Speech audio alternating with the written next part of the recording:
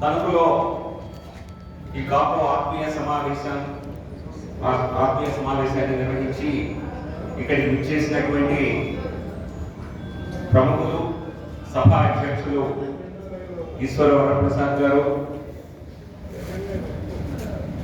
కాపునాడు జిల్లా అధ్యక్షులు రాయుడు గారు, నియోజకవర్గ కన్వీనర్ అనంతబాబు గారు, కాపు రిజర్వేషన్ సాధన సమితి అధ్యక్షులు మిత్రులు వడ్డీ మల్లికార్జున్ గారు, కాపు జేఏసీ సీనియర్ నాయకులు అందరికీ సుపరిచితులు ఆకుల రామకృష్ణ గారు, రాష్ట్ర జేఏసీ నాయకులు ఆర్ఐటి ప్రకాష్ గారు, రాష్ట్ర కాపు జేఏసీ నాయకులు, రిజర్వేషన్ మొత్తం పోరాటానికి సృష్టికర్త నల్ల విష్ణు గారు, రాష్ట్ర కాపు జేఏసీ నాయకులు ముచ్చర్ల శ్రీరామ్ గారు, టీడీగూడెం తాడేపల్లిగూడెం పట్టణ అధ్యక్షులు శ్రీనివాస్ గారు, ఈ కార్యక్రమానికి ముఖ్య అతిథిగా లయన్స్ క్లబ్ మాజీ గవర్నర్ మాదిరెడ్డి బాబురావు గారు, రంగ వెంకటేశ్వరరావు గారు, మాణిక్యాలరావు గారు, ఈ సమావేశంలో వేదికపై ఉన్నటువంటి ఇతర పెద్దలు, ఈ సమావేశాన్ని చేసిన కాపు సోదరులందరికీ కూడా సోదరులే కనిపిస్తున్నారు. సో కాపు సోదరులందరికీ కూడా ఈ సమావేశానికి వచ్చినందుకు ప్రత్యేక ధన్యవాదాలు. ఈ సమావేశానికి నన్ను పిలిచినందుకు కూడా మీకు ధన్యవాదాలు. ఇక్కడ నేను పార్లమెంట్లో ఫిబ్రవరి 10వ తేదీన కాపు రిజర్వేషన్ అంశంపై మాట్లాడినప్పుడు కొంత సబ్జెక్టుపై అవగాహన ఏర్పరచుకునే మాట్లాడాను. ఒక 6 నెలల దానికంటే ఒక 4 నెలల క్రితం కూడా ఈ సబ్జెక్టుపై అసలు ఏంటి విషయం అని తెలుసుకునే ప్రయత్నం చేశాను, కానీ పెద్దగా డీప్ గా అప్పుడు వెళ్ళలేదు. నేను కూడా అందరిలాగానే కాపు రిజర్వేషన్ అంటే కేంద్రం దగ్గర ఏదో పెండింగ్ ఉంది, మన నాయకులతో మాట్లాడదాం, మరి పెద్దలతో మాట్లాడి చేయగలిగితే మంచి చేసిన వాళ్ళం అవుతాం, సామాజిక న్యాయం చేయటం మన ప్రభుత్వానికి ఉన్నటువంటి ఒక ధ్యేయం కాబట్టి చేద్దామని అనుకుంటున్న తరుణంలో మరాఠా రిజర్వేషన్స్ అంశం తెరపై వచ్చింది. ఆ టైంలో మరాఠా రిజర్వేషన్ అంశం సుప్రీం కోర్టులో అంతిమంగా తీర్పు వస్తుంది. మరాఠా రిజర్వేషన్స్ ఇవ్వటం సబబే అని కేంద్ర ప్రభుత్వం కూడా అఫిడవిట్ వేసింది, చాలా స్ట్రాంగ్ గా డిపెండ్ చేసింది. ఆ రిజర్వేషన్స్ 50% కంటే ఎక్కువ ఇచ్చిన విషయం అందరికీ తెలిసే. సో మరి ఆంధ్రప్రదేశ్, మహారాష్ట్ర రెండు ఒకే దేశంలో రాష్ట్రాలు కదా, 50% కంటే మించి మహారాష్ట్రలో ఇచ్చినప్పుడు మన రాష్ట్రంలో ఎందుకు ఇవ్వలేకపోయాం అన్న ప్రశ్న నా మైండ్లో లేవలేదు. ఫస్ట్ టైం వచ్చింది. అంతవరకు విషయం చెప్పాలంటే నేను ఈ అంశం పైన కూడా పెద్దగా స్టడీ చేయలేదు. విషయం తెలుసు, 18-19 నుంచి ఇది రాజకీయ అంశంగా అక్కడక్కడ వింటున్నప్పటికీ కూడా ఫస్ట్ టైం నాకు ఆ టైంలో డౌట్ వచ్చింది. కేంద్రం అఫిడవిట్ వేసి సమర్థించింది, కానీ రిజర్వేషన్ ఇచ్చింది మహారాష్ట్ర ప్రభుత్వం. ఏంటి కథ? ఆ తర్వాత పార్లమెంట్ లో రాజ్యాంగ సవరణ కోసం మరొక బిల్లు వచ్చింది. ఆ బిల్లుతో మొత్తం నాకు క్లారిటీ వచ్చేసింది. ఆ బిల్లులో ఏం చెప్పారు, ఇది రాజ్యాంగ సవరణ, మరాఠా రిజర్వేషన్స్ ని సుప్రీం కోర్టు పరిశీలిస్తూ అది 50% కంటే ఎక్కువ ఉన్నది అని కొట్టేలా దానికి సరైనటువంటి ఆధారాలు మహారాష్ట్ర ప్రభుత్వం చూపించని కారణంగా దీన్ని 50% మించడంతో పాటు సరైన కారణాలు చూపించని కారణంగా ఈ రిజర్వేషన్స్ ని కొనసాగించడం కుదరదు అని చెప్తూ, ఎప్పుడైతే national commission for backward classes NCBC దానికి రాజ్యాంగ ప్రతిపత్తిని కల్పిస్తూ కేంద్రంలో మా ప్రభుత్వం ఒక నిర్ణయం చేసింది. ఆ నిర్ణయంని ఆ బిల్లులో ఉన్నటువంటి డ్రాఫ్టింగ్ ని సుప్రీం కోర్టు కొంత మేరకు ఇంటర్ప్రిటేషన్ వేరుగా చేసింది. మా ఇంటర్ప్రిటేషన్ రాజ్యాంగ సవరణ చేస్తూ పార్లమెంట్ లో ఏం చెప్పాం, సెంట్రల్ లిస్ట్ అనేది వేరు, బ్యాక్వర్డ్ క్లాసెస్ కి కేంద్ర జాబితాని రాష్ట్ర జాబితా అని రెండు రకాల జాబితాలు ఉంటాయి. కేంద్ర జాబితాలో చేర్చాలంటే రాష్ట్రపతి అనుమతి అవసరం, ప్రెసిడెన్షియల్ ఆర్డర్, రాష్ట్రపతి సమ్మతం కావాలి. కేంద్ర జాబితా ఓబీసీ రిజర్వేషన్లు ఇవ్వాలి అంటే రాష్ట్ర జాబితాలో రిజర్వేషన్లు ఇవ్వడం పూర్తిగా రాష్ట్రాల అధికారం. దీనికి కేంద్ర ప్రభుత్వం జోక్యం కానీ అధికారం కానీ కేంద్ర ప్రభుత్వానికి ఒప్పుకోవలసిన అవసరం కానీ లేనే లేవు. దాన్ని మరొకసారి ధృవీకరిస్తూ ఈ రాజ్యాంగ సవరణ చేయడం జరిగింది. సో కాబట్టి అప్పుడు నాకు ఈ విషయంపై కూలంకషంగా స్టడీ చేయడం మొదలెట్టాను. చేసే కొద్దీ ఇందాక అన్నారు కాపులు చాలా మంచివారు, చాలా అమాయకులు అన్న విషయం నాకు ఆ విషయం అర్థమైంది. నిజం చెప్పాలంటే మంచితనంతో పాటు అమాయకత్వం కూడా. ఎందుకంటే వాస్తవాలు చూస్తే ఒకసారి మోసం కాదు, మళ్ళీ మోసం చేసినా కూడా గ్రహించినటువంటి పరిస్థితి. ఒకసారి మోసం అయితే మరి కొంతమంది మోసపోయారు అనుకోవచ్చు. ఎన్నిసార్లు మోసం చేశారు, ఎన్ని విషయాల్లో మోసం చేశారు అన్నది ఒక్కొక్క విషయం పరిశీలిస్తే నాకు అర్థమైంది. ఇందాక పెద్దలు రామకృష్ణ గారు కూడా మాట్లాడుతూ అన్నారు, 2004లోనే రిజర్వేషన్స్ కాపులకు ఇస్తామని మేనిఫెస్టోలో అప్పుడే రాజశేఖర రెడ్డి గారు పెట్టారా లేదా? పెట్టారు. 2004లో అధికారంలోకి వచ్చారు. వచ్చాక ఇచ్చారా? ఇవ్వలేదు. ఇచ్చే ప్రయత్నం చేశారా? చేయలేదు.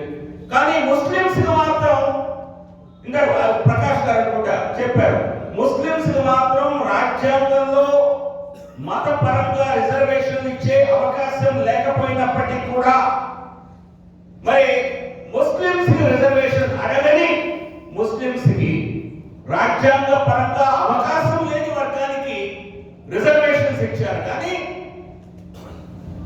మరి దశాబ్దాలుగా బ్రిటిష్ కాలంలో రిజర్వేషన్స్ అనుభవించిన, బ్రిటిష్ కాలంలోనే వెనుకబడితనాన్ని గుర్తించినటువంటి కాపు ఒంటరి తెలుగు సామాజిక వర్గాన్ని ఎందుకు మళ్ళీ రిజర్వేషన్స్ ఇవ్వాలని మీరు ఆలోచించలేదు? 1915లో బ్రిటిష్ వారు ఇచ్చిన ఆ సమయంలోనే ఉన్న సామాజిక న్యాయం మరి స్వతంత్ర భారతదేశంలో రాలేదు, దక్కటం లేదు. అంటే చట్టాలు కుదరక, చట్టాలు ఒప్పుకోక, మరి పరిస్థితులు అనుకూలించక, గ్రహాలు సహకరించక మీరు అనుకుంటున్నారు. ఇది వాస్తవం కాదు. మీకు ఇవ్వకూడదు. మీకు 5% ఇస్తే ఇక్కడ కొంపలు మునిగేది లేదు. కానీ ఒక్కసారి ఆకు రామకృష్ణ గారికి, ముద్రగడ్డ పద్మనాభం గారికి ఏదో మనం సాధించామనేటువంటి ఆ ఫీలింగ్ వస్తే అది ఎక్కడికి పోతుందో మనకు తెలియదు. అది దాన్ని తట్టుకోలేరు. అందుకే రిజర్వేషన్స్ ఇక్కడితో తుంచేద్దాం. వీళ్ళ రిజర్వేషన్స్ తుంచడం కాదు, కేవలం మీలో ధైర్యాన్ని తుంచేయాలి, ఆ లక్ష్యాన్ని తుంచేయాలి. ఇందాక మీరు అంటున్నారు అనేక మంది మనకు రిజర్వేషన్లు ప్రధానం కాదు, రాజ్యాంగ అధికారమే. కరెక్ట్, రాజ్యాంగం. కానీ రిజర్వేషన్స్ వస్తే రాజ్యాంగ అధికారం రాదని ఏమన్నా చట్టంలో ఉందా, రాజ్యాంగంలో ఉందా? మీరు రిజర్వేషన్స్ తీసుకుంటే మీరు రాజ్యాంగ అధికారంలో రిజర్వేషన్స్ కూడా రాజ్యాధికారం సాధించడంలో ఒక భాగమే. అది సాధించకూడదనే ఇవ్వలేదు. సో కాబట్టి మనకు సహకరించలేదు, పరిస్థితులు అనుకూలించలేదు, గ్రహాలు సహకరించలేదు కాదు. కొన్ని రాజకీయ వ్యవస్థలకి మీకు ఏ మాత్రము సామాజిక సాధికారత రాకూడదు. అది వస్తే రాజకీయ సాధికారతకి, రాజకీయ ఎదుగుదలకి అది నాంది పలుకుతుంది అన్నటువంటి వాటిలో ఉన్నటువంటి ఆలోచన. లేకపోతే నాకు తెలిసి దేశంలో ఏ కులానికి ఇన్నిసార్లు ఇచ్చి పీకింది లేదు. ఇచ్చారు తీశారు. ఒకసారి మోసం కాదు. 56లో తీశారు, మళ్ళీ సంజీవయ్య గారు పెట్టారు, మళ్ళీ దాన్ని తీశారు, మళ్ళీ విజయభాస్కర్ రెడ్డి గారు ప్రయత్నించారు, మళ్ళీ దాన్ని తీశారు. ఎన్నిసార్లు? 2016లో జనవరి 31వ తేదీ ఏదైతే తొలి సంఘటన జరిగిందో ఆ తర్వాత ఇవ్వకపోతే ఈ సామాజిక వర్గం మనకి వ్యతిరేకం అవుతుంది అవుతుంది అన్నటువంటి ఒక అలజడి కారణంగానో ఒత్తిడి కారణంగానో తర్వాత బిల్లు ప్రవేశపెట్టడం జరిగింది. దాదాపుగా మంజునాథ్ కమిషన్ రిపోర్ట్ ఇవ్వడము 2017 డిసెంబర్ 2వ తేదీ అసెంబ్లీలో అన్ని పార్టీలు టీడీపీ, వైసీపీ, బీజేపీ, కాంగ్రెస్ ఉంటే కాంగ్రెస్ అన్ని పార్టీలు అసెంబ్లీలో దానికి ఒప్పుకొని ఏకగ్రీవంగా బిల్లు పాస్ చేసి చాలా సక్సెస్ఫుల్ గా అటకెక్కించేశారు. నెక్స్ట్ రోజు గవర్నర్ గారి దగ్గరికి పంపించుంటే ఇందాక చాలా మంది అంటారు షెడ్యూల్ 9 లో పెట్టచ్చు, షెడ్యూల్ 9 లో పెట్టమని ఇంతవరకు ఎవరు అడగల. అసలు షెడ్యూల్ 9 లో పెట్టమని ఇక్కడ ప్రెస్ కాన్ఫరెన్స్ లో చెప్పారు తప్పితే అడిగిన పాపన పోలా. షెడ్యూల్ 9 లో చెప్పినా ఇబ్బంది ఉండేది. ఎందుకంటే మేము అధికారంలో ఉన్న మహారాష్ట్రలో మరాఠా రిజర్వేషన్స్ ఇచ్చుకొని చక్కగా మేము షెడ్యూల్ 9 లో పెట్టుకోమా, మాకే రాజ్యాధికారం, మాకే రాజకీయ లబ్ధి కావాలి అంటే మేము చేస్తాం కదా. అసలు షెడ్యూల్ 9 లో పంపిస్తాం అని ఇక్కడ ప్రెస్ కాన్ఫరెన్స్ లో చెప్పారు తప్పితే కేంద్రానికి పంపించింది అటకెక్కించాలి, దీన్ని లూప్ లైన్లో పెట్టాలి, ట్రైన్ ని ఇదని మాయపుచ్చాలి. ఇది వాస్తవం. ఎందుకు చెప్తున్నానంటే ఈ రాష్ట్రంలో 2018లో ఎప్పుడైతే మాకు అప్పుడు మా మిత్రపక్షం విడిపోయిందో, నేను పార్టీల పేరు తీయలేదు, మా పార్టీ పేరు కూడా నేను తీయను.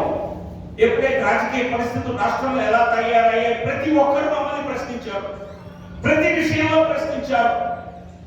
కానీ ఏ ఒక్క రోజు కూడా ఏ టెలివిజన్ డిబేట్ లో కానీ, ఏ పార్టీ సమావేశంలో కానీ, ఏ పత్రికా సమావేశంలో కానీ కాపు రిజర్వేషన్స్ కేంద్రానికి పంపిస్తే మీరెందుకు ఇవ్వటం లేదు అని ఒక్కటి అడిగాడా? ఎందుకు అడగలా? నిజంగా మేమే చేయాలనుకుంటే మా దగ్గరే పెండింగ్ ఉంటే మరి మీకు ఇంతమంది 24-25% ప్రజలు ఉన్నారు సామాజిక వర్గానికి, కేవలం 5% రిజర్వేషన్స్ ఇస్తూ దాని మీ దగ్గర పెండింగ్ ఉంది అని నిలదీయాలా వద్దా? ప్రతి ఒక్క విషయాన్ని మమ్మల్ని ప్రశ్నిస్తారు కానీ కాపు గురించి దాన్ని జీవితంలో ఎవరు ప్రశ్నించాల? ఎందుకు ప్రశ్నించరు? ప్రశ్నిస్తే మొత్తం విషయం బండారం బయటపడుతుంది అని పోనీ ఒకరు ప్రశ్నించకపోతే ఇంకో పార్టీ పైన ప్రశ్నించవచ్చు కదా. ప్రశ్నించలా. పార్లమెంట్ లో అవిశ్వాస తీర్మానం పెట్టారు మా పైన. బహుశా 3 రోజుల పాటు చర్చ జరిగింది. అన్ని విషయాల్లో ప్రశ్నించారు, అన్ని పార్టీల వాళ్ళు మమ్మల్ని నిందించారు. కానీ కాపు రిజర్వేషన్స్ బిల్లు మీ దగ్గర ఉంటే ఎందుకు మీరు ఇవ్వలేదు అని ఒక్క పార్లమెంటు సభ్యుడు ప్రశ్నించదా? ఎందుకు ప్రశ్నించదా? మిమ్మల్ని అడుగుతున్నాను. నిజంగా మా దగ్గర పెండింగ్ ఉంటే ఊళ్ళో అన్ని సమస్యలు పార్లమెంట్ మీద ప్రశ్నిస్తారు కదా.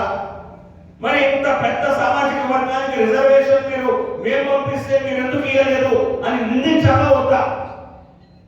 ప్రశ్నించకపోతే దానిలో అర్థం ఏంటి? ఎందుకంటే వాళ్ళకు తెలుసు ఇది వచ్చేది కాదు, ఇచ్చేది కాదు, వాళ్ళకు సంబంధం లేదు. ఎంత అడిగారు మీ దగ్గరికి వస్తే ఎందుకు ఎంత పెట్టుకున్నారని. ఇది ప్రభుత్వ వ్యవస్థ ఎలా ఉంటుంది? మీకు రైల్వేలో పని ఉంటే పోస్టల్ డిపార్ట్మెంట్ లెటర్ రాస్తే అది తిరుగుతూ ఉంటుంది. అట్లా ఒకటి గవర్నర్ ద్వారా బిల్లును ఎప్పుడైతే కేంద్రానికి రిఫర్ చేస్తారో ఆ దానికి ఒక వ్యవస్థ ఉంది. గవర్నర్ అనేది ఒక రాజ్యాంగ సంస్థ, రాజ్యాంగ వ్యవస్థ. కాబట్టి దానిపైన అందరి ఒపీనియన్స్ అడుగుతారు, అన్ని శాఖల ఒపీనియన్స్. నేను దాన్ని పట్టుకుని అడిగింది అదే. రాష్ట్ర జాబితాలో రిజర్వేషన్స్ ఇవ్వటం మనకు సంబంధించిన అంశం, సంబంధం లేని అంశం కేంద్రానికి. మీరు వెంటనే వాళ్ళకి చెప్పి పంపించచ్చు కదా అంటే కాదు సార్, గవర్నర్ సంస్థ నుంచి ఏ లెటర్ వచ్చినా, ఏ రాజ్యాంగ రిఫరెన్స్ బిల్లు వచ్చినా మేము ఒక ప్రక్రియ ప్రకారం వెళ్ళాలి తప్పితే ఏదో రాష్ట్ర గవర్నర్ ముఖ్యమంత్రి లేఖ రాస్తే వేరుగా ఉంటుంది, గవర్నర్ తో ఉన్న వ్యవస్థ వేరు. కానీ ఇప్పుడు నేను వదిలిపెట్టా, ఏ విషయాన్ని నేను వదిలిపెట్టే మనిషిని కాదు. ప్రతి ఒక్కటి అన్ని తెలుసుకున్నా. హోమ్ మినిస్ట్రీలో మా సొంత ప్రభుత్వం, నేను గతంలో వచ్చినప్పుడు కూడా వీరితో అనేక మందితో, రామకృష్ణ గారితో, ప్రకాష్ గారితో మాట్లాడినప్పుడు ఈ వాస్తవాలన్నీ చెప్పా. కానీ అందరికీ ఎక్కడో కొంత ఇది అధికారికంగా వస్తే బాగుండు కదా అన్న స్పష్టత ఉంటే బాగుంటుంది అని అడిగారు. కనుక నేను ప్రతి కాపు రిజర్వేషన్ బిల్ అనే ప్రశ్న పేరుతో ఒకే రోజు 2 మినిస్ట్రీలు నేను క్వశ్చన్ అడిగా. కాపు రిజర్వేషన్ బిల్ దానిలో వేరే ఎటువంటి డౌట్ లేకుండా. సో కాపు రిజర్వేషన్ బిల్ హోమ్ మినిస్ట్రీని అడిగారు, అలాగే సోషల్ జస్టిస్ మినిస్ట్రీని అడిగారు. మరాఠా బిల్ మనకు వచ్చిందా? రాలేదు. మరి కాపు రిజర్వేషన్ బిల్ ఎందుకు వచ్చింది, ఎందుకు మా దీనిపై మీరు స్పందించారు అంటే హోమ్ మినిస్ట్రీ వాళ్ళు పంపించారు కాబట్టి మేము మాట్లాడాం, కానీ ఇది మనకు సంబంధించింది కాదు అని చాలా స్పష్టంగా చెప్పారు. ఒక్కొక్కసారి ప్రభుత్వాల్లో మరి ఇక్కడ మరి పార్టీల మరి చాకచక్యం కాదు, అక్కడ ఏదో ఒక రకంగా అక్కడికి పంపించేసి లూప్ లైన్ లో ఉంటే మనం దాని గురించి చాలా చర్చ ఇక్కడ అనుకున్నది. ఇప్పుడు స్పష్టత వచ్చింది కదా, ఇప్పుడు రాష్ట్ర ప్రభుత్వ అంశంలో స్పష్టంగా తెలిసింది కదా, ఈ పార్టీలు అన్ని కూడా అసెంబ్లీలో సపోర్ట్ చేశాయి కదా. నేను ఈ రోజు వాళ్ళు అడుగుతున్నాను, దీనిపై మీ యొక్క అభిప్రాయం ఏమిటి? చెప్పాలా వద్దా? చెప్పాలి కదా. మీరు ప్రతి ఒక్కరిని అడగండి. మీరే బిల్లు చేశారు, తెలుగుదేశం పార్టీ ప్రభుత్వంలో మీ ప్రభుత్వంలో తీసుకొచ్చారు. ఇప్పుడు రాష్ట్ర జాబితాలోనే ఇది చేయాలి, రాష్ట్ర ప్రభుత్వమే చేయొచ్చు అంటోంది. ఇది చేయాలని మీరు డిమాండ్ చేయండి. ఓకే, మీకు అప్పుడు స్పష్టత లేదు, మీరు అప్పుడు ఎందుకో పొరపాటు పడ్డారు అనుకుందాం. బెనిఫిట్ ఆఫ్ డౌట్ కూడా మీకు ఇస్తాను నేను కావాలంటే. ఈ రోజు మీరు మీటింగ్ పెట్టి చెప్పండి, ప్రెస్ కాన్ఫరెన్స్ పెట్టి చెప్పండి, ఈ బిల్లు ఇక్కడ రాష్ట్ర ప్రభుత్వంలోనే ఇచ్చేసే అవకాశం ఉంది. సో కాబట్టి వైసీపీ ప్రభుత్వం ఖచ్చితంగా ఇవ్వాలి, అది టీడీపీ ప్రభుత్వం డిమాండ్ చేయండి, టీడీపీ పార్టీ డిమాండ్ చేయమని చెప్పండి. చంద్రబాబు నాయుడు గారు ఒక స్టేట్మెంట్ ఇవ్వమని చెప్పండి. ఆయన పోయేదండి, ఇద్దామని మీరే అనుకున్నారు కదా, చెప్పండి. అలాగే వైసీపీ పార్టీ వారు స్పష్టంగా చెప్పండి, ఎందుకంటే మీరు ఆ రోజు ఆందోళన చేసినప్పుడు అందులో బొత్స సత్యనారాయణ గారు, అంబటి రాంబాబు గారు, ఇటువంటి వారంతా కూడా ప్రొటెస్ట్ కార్యక్రమంలో వచ్చి భాగస్వాములు అయ్యారు. మరి పాదయాత్రలో ముఖ్యమంత్రి గారు అప్పుడు మరి పోటీ పడుతూ ముఖ్యమంత్రి పదవికి ఇది కేంద్రం దగ్గర ఉంది కాబట్టి నేను చేయలేను, నేను ప్రామిస్ చేయను అన్నాడు. కానీ నా చేతిలో ఉంటే నేను చేయను అని అనలేదు కదా. 2014లో మీరు కూడా మేనిఫెస్టోలో పెట్టి చేయలేదు కదా. 2004-09 ఎన్నికల్లో మీ తండ్రి గారు దివంగత రాజశేఖర రెడ్డి గారు కూడా అప్పుడు ఇస్తారని చెప్పి ఇవ్వలేదు కదా. సో తండ్రి మాట నిలబెట్టేవాడుగా మీరు ఏదైనా చేయండి, లేదా మేము చేయమని చెప్పండి. ఒక స్పష్టత ఈ రోజు ఈ విషయంలో ఎక్కడా డౌట్ లేదు. రాష్ట్ర ప్రభుత్వం పరిధిలోనిదే, రాష్ట్ర ప్రభుత్వం తలుచుకుంటే ఎవరు దీన్ని ఆపలేరు. సో కాబట్టి మీ యొక్క పొజిషన్ స్పష్టత తెలియచేయండి అని చెప్పి, ఇది ఇక్కడ ఉద్యమాల కంటే కూడా స్పష్టమైనటువంటి విధానాన్ని చెప్పవలసినటువంటి అడగవలసిన అవసరం ఉన్నది. ఇందాక అంటారు మిత్రులు మాట్లాడుతూ పోరాటం నిజంగా జరగటం లేదు, పోరాటాన్ని ఇంకా ఒక రకంగా నీరు చేశారు. ఇది సాక్ష్యతరం కాదు అని మీ చేతే ఒప్పించారు. సో ఇన్ఫాక్ట్ నేను మోసపోయాను, పెద్దలు ముద్రగడ పద్మనాభం గారిని కూడా ఏ స్థాయిలో మోసం చేశారు. 2019లో ఆయన ముఖ్యమంత్రిగా ప్రధానమంత్రి గారికి కూడా లేఖ రాస్తూ ఈ విషయమే ప్రస్తావించారు. మీరు మీ దగ్గర పెండింగ్ ఉంది చేయండి అని ఆయన మోసం చేశారు. పెద్దలు హరిరామ్ జోగన్ గారిని కలిశారు నేను ఒక మంది మధ్య మాట్లాడిన తర్వాత పార్లమెంట్ లో ఆయన కూడా ప్రధాన గారికి మొన్న లేఖ రాస్తూ ఇది మీ దగ్గరే పెండింగ్ లో ఉంది మీరే చేయాలన్నారు. సో అందరినీ మభ్యపెట్టి మోసం చేసేటువంటి కార్యక్రమం గతంలో జరిగింది. కానీ ఇప్పుడు రాజకీయంలో ఎవరిని నేను నిందించను. సామాజిక పరంగా కమ్యూనిటీకి న్యాయం జరగాలంటే ప్రతి ఒక్కరూ మీ యొక్క పొజిషన్ ని స్పష్టంగా చెప్పండి అని అడగవలసిన అవసరం ఉన్నది. మీ సమాజం నుంచి అనేక మంది ప్రజాప్రతినిధులు ఉన్నారు, వారందరినీ అడగండి. వారందరూ మీకు అందుబాటులో ఉంటారు. వారు ఏం చెప్తారో వినండి, వారిపై ఒత్తిడి తీసుకొద్దాం. వారితో మాట్లాడితే ఖచ్చితంగా ఒక స్పష్టత వచ్చేటువంటి అవకాశం ఉంటుంది. రిజర్వేషన్స్ చాలా కొంతమందిలో ఈ అనుమానం ఉంది, ఎందుకు ఈ అంశం మళ్ళీ తెరపై వచ్చింది. నేను ఆ అనుమానాలు కూడా నివృత్తి చేసే ప్రయత్నం చేస్తాను.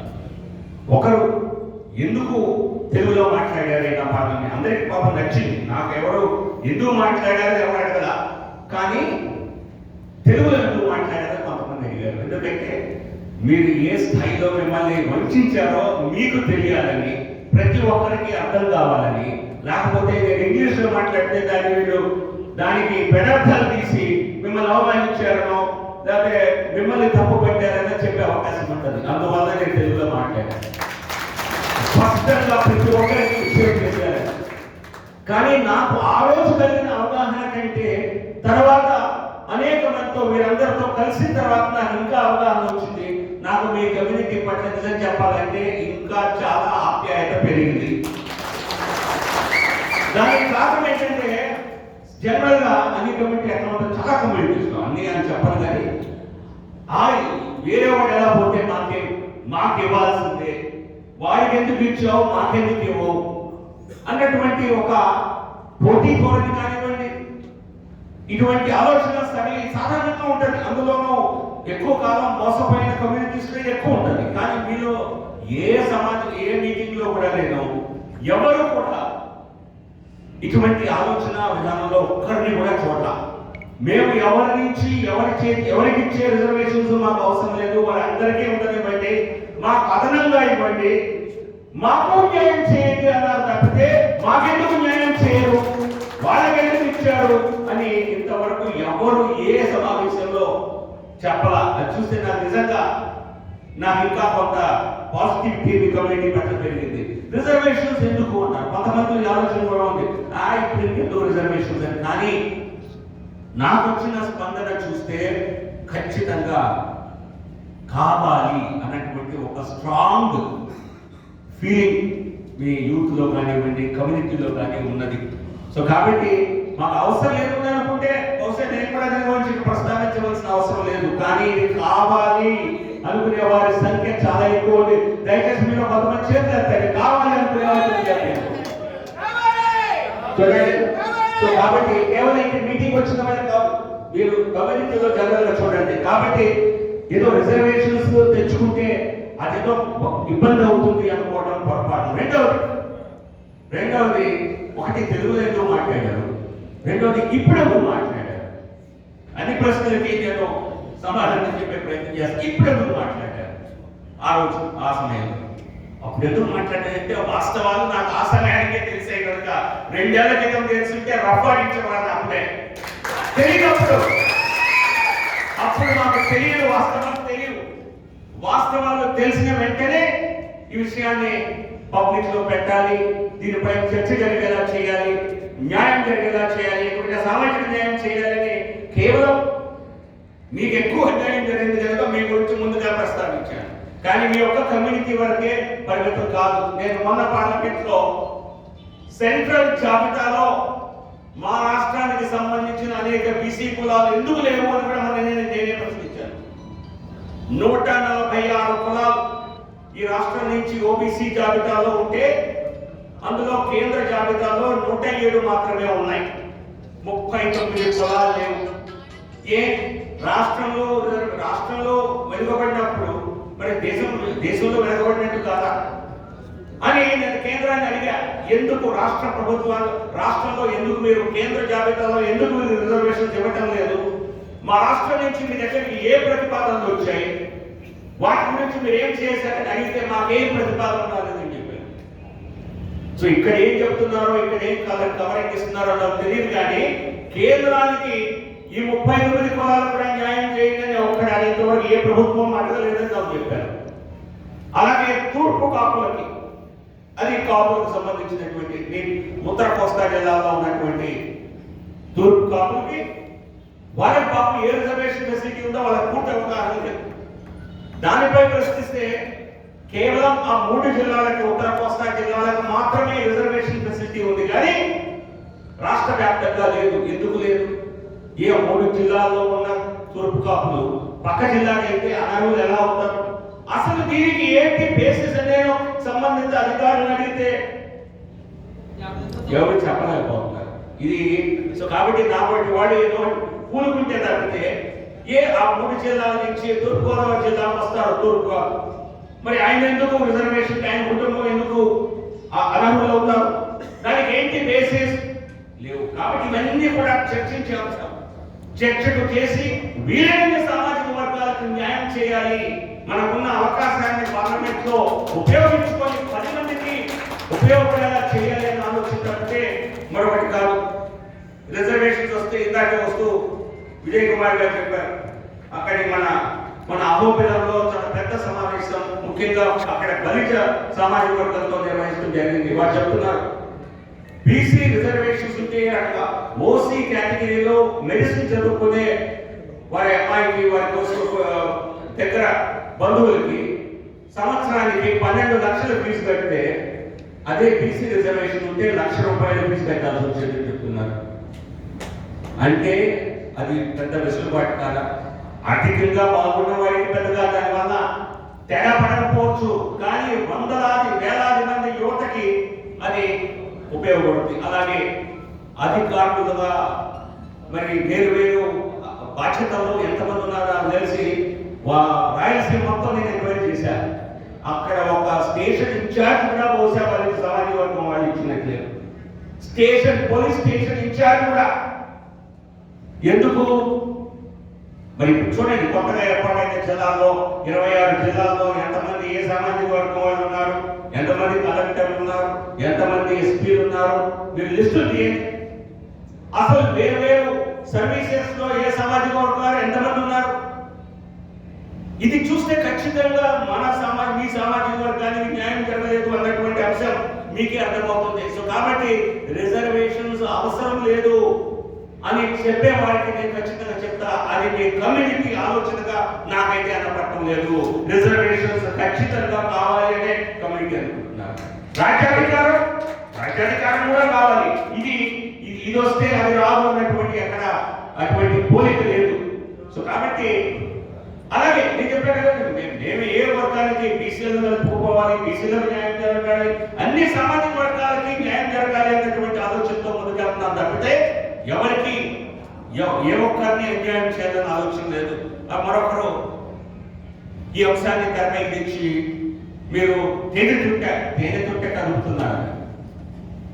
మరి అన్యాయం జరిగే విషయం తెలియాలా? తెలియకుండా ఉంటే మంచిదా? దీనిపైన కవరేసి దాన్ని కనిపించకుండా చేయటం బెటర్. తేనె చుట్టే కలపటం కాదు బ్రదర్, ఇది భుజం తట్టి వెన్ను తట్టి నిజం చెప్పటం. దాంట్లో ఏం చేయాలి అనేది సామాన్య వర్గంగా చాలా మంది నన్ను మీరు పోరాటం నడిపించాలి, బాబు నేను పోరాటం చేసే వ్యక్తిని కాదు, పోరాటం చేయవలసింది కూడా నేను కాదు. ఆ ఆలోచన సరళి మీలో ఉంటారు. ఈ రోజుల్లో గతంలో చేసినట్టుగా అవసరం లేదు. నాకు తెలిసి ఒక సాఫ్ట్ ప్రెషర్ కూడా మీరు కమ్యూనిటీ లీడర్స్ పైన, మీ ఎమ్మెల్యేల పైన, మీ ఎంపీల పైన అందరూ దీని గురించి మాట్లాడండి, మీ పార్టీలు దీన్ని సమర్థించేలాగా మాట్లాడండి అని ఒక్క ప్రయత్నం చేసినా కూడా దానికి ఎఫెక్ట్ ఉంటుంది. మరొకటి, సోషల్ మీడియాలో విస్తృతంగా ప్రచారం చేయండి. నేను మొన్న మీకు చెప్పాను, నేను సాధారణంగా నిన్న ఇరిగేషన్ ప్రాజెక్టు సందర్శనకి వెళ్ళాము. నార్త్ కోస్ట్ ఆంధ్ర అభివృద్ధి వాటి గురించి. మరి అక్కడ లైవ్ వీడియో చేస్తే నాకు దాదాపుగా 115 మంది షేర్ చేశారు లైవ్ వీడియో. జంజావతి ప్రాజెక్ట్ చాలా ఇంపార్టెంట్ విషయం. మేము చాలా ప్రెస్టేజ్ గా తీసుకొని ఆ ప్రాజెక్టు నిర్మాణం కోసం ప్రభుత్వంపై ఒత్తిడి చేయాలని పోరాటం చేస్తున్నాం. కానీ నేను కమ్యూనిటీ అంశాలు మాట్లాడితే పెద్దగా స్పందన లేదు. అంటే నాకేదో ఎక్కువ షేర్లు వచ్చేసి నేనేదో పాపులర్ వాళ్ళని కాదు చెప్పేది. మీ కమ్యూనిటీలో ఈ అంశంపై మీ అందరిలో మనసులో నిగూఢమైనటువంటి సమర్థన ఉంది, కానీ దాన్ని వ్యక్తపరిచేటువంటి ఆలోచన మీలో నాకు కనపడటం లేదు. సో కాబట్టి ఇక్కడ అనేక మంది మాట్లాడారు, రామకృష్ణ గారు మాట్లాడారు, ఇతర పెద్దలు మాట్లాడారు. ఈ అంశాన్ని మనం ఎంతగా కమ్యూనిటీలో తీసుకెళ్ళగలుగుతున్నాం, 10 మందిని ఏ రకంగా ప్రేరేపించగలుగుతున్నాం? అంటే మనం కామ్గా ఉంటాం, చేసేవాడు ఎవరు చేయాలి అన్నటువంటి ఆలోచన రోడ్ల మీద రావడం అంటే ఖచ్చితంగా ఇబ్బందికర పరిణామం. కానీ ఆ అంశాన్ని సమర్థించడం ఇబ్బంది ఏంటి? సో కాబట్టి మీలో ఒక వాయిస్ అన్నది ఈరోజు సోషల్ మీడియా మాధ్యమంగా చేసుకొని చేయగలిగితే ఖచ్చితంగా అందరికీ ఉపయోగకరంగా ఉంటుంది. ఇప్పటికే చాలా అతీతమైంది ఈ అంశంపై. ఇందాక అన్నారు, సో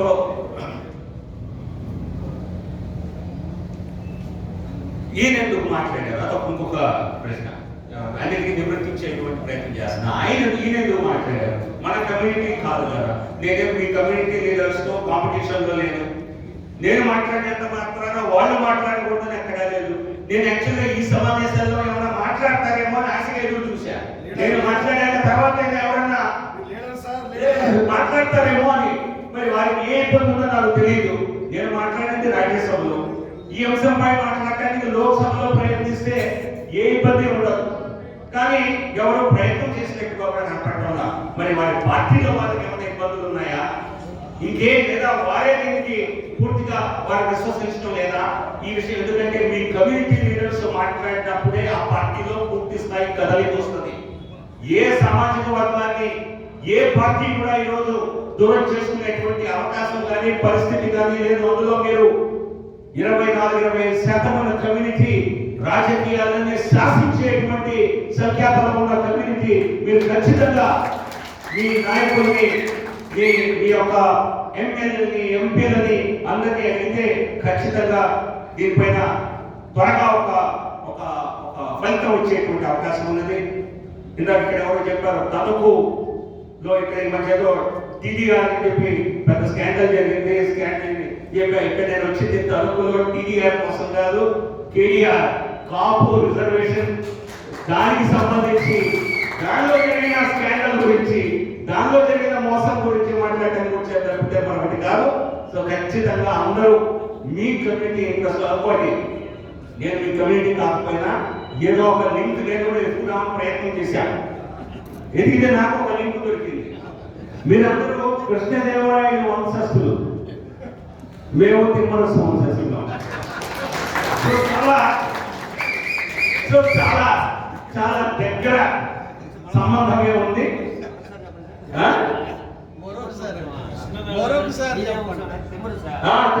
తిమ్మరసు వంశస్థులోనే మా పెద్ద చెప్తారు.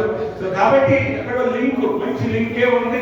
సో కాబట్టి కేవలం తిమ్మరసు లాగానే మీకు సరైన సలహా సంప్రదింపులు, మీకు అవసరమైనప్పుడల్లా మీరు వాయిస్ని సరైన క్వార్టర్స్ లో వినిపించేలా, మీకు సరైన న్యాయం మీకు జరిగేలా నా వంతు ప్రయత్నం చేస్తాను. పోరాటం కృష్ణదేవరాయలాగా చేయాల్సింది మీరు, కేవలం సలహా సంప్రదింపులతో నా వంతు పూర్తి స్థాయిలో చేస్తాను. ఈ మధ్య కాశ్మీర్ ఫైల్స్ సినిమా వచ్చింది, చూసారా? కాశ్మీర్ ఫైల్స్ సినిమా వచ్చింది, చాలా మంది చూశారు, చాలా మంది విన్నారు. అది కాశ్మీర్ ఫైల్స్ అనేది అందరి గుండెల్ని కలిసి వేసేటువంటి ఒక సినిమా. అక్కడ కాశ్మీర్ పండితులకి శ్రీనగర్లో కాశ్మీర్ వ్యాలీలో జరిగినటువంటి అన్యాయంపై తీసిన సినిమా. దాన్ని దేశమంతా చూసి ఆ విషయాన్ని తెలుసుకుంటున్నారు. సో మీరు కొంతమంది ప్రొడ్యూసర్స్ వాళ్ళు కూడా తెలిసాయి. మధ్య కాపు ఫైల్స్ అని కూడా మీరు ఒక సినిమా తీసి కాపులకి ఏ విధంగా అన్యాయం చేశారు, ఎన్నిసార్లు అన్యాయం చేశారో తీస్తే అన్ని సామాజిక వర్గాలు కూడా మీకు జరిగిన అన్యాయాన్ని ఒప్పుకునే విధంగా ఒక క్లారిటీ వస్తుంది. సో ఈ సమావేశానికి వచ్చిన మీ అందరికీ ధన్యవాదాలు తెలియజేస్తూ నన్ను ఇక్కడికి అతిథిగా ఈరోజు పిలిచినందుకు మరి జిల్లా అధ్యక్షులకి, రాజు గారికి, సమావేశ అధ్యక్షులకి, మల్లికార్జున గారికి అందరికీ ధన్యవాదాలు తెలియజేస్తుంటూ జై హింద్, జై భారత్.